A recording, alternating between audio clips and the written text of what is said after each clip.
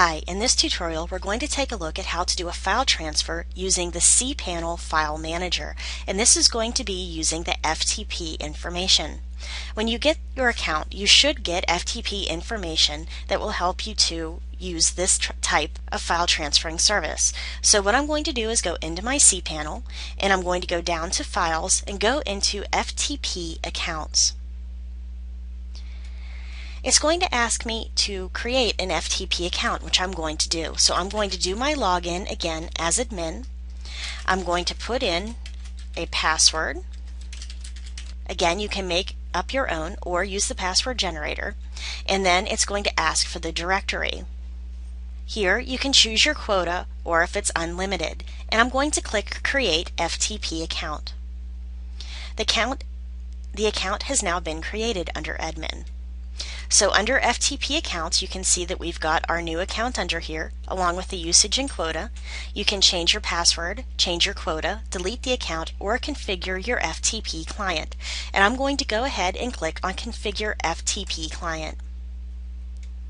Next, it's going to ask us for manual settings. I like to use FileZilla, so I'm going to go ahead and choose FileZilla for Windows, although this also gives you the opportunity to choose Core FTP or CyberDuck for Mac. So the FTP configuration file is under FileZilla. I'm going to click on that. I'm going to save my file, and it saved it into my download folder. And I'm going to minimize that screen. Once you've downloaded that file, you're going to go into your manual settings here, and you're going to want to copy and paste all of these into a new notepad page, because you're going to need this FTP username.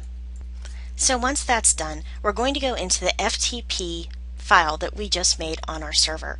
So using my new notepad file I've got, I'm going to go to my FTP server, which is the ftp.wordpresstutorialhub.com.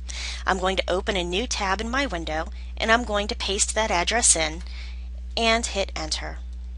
Then it's going to ask for my username and password. Again, I've got my username right here, which is my admin at wordpresstutorialhub.com. I'm going to paste that in, and then I'm going to put in my password and click OK.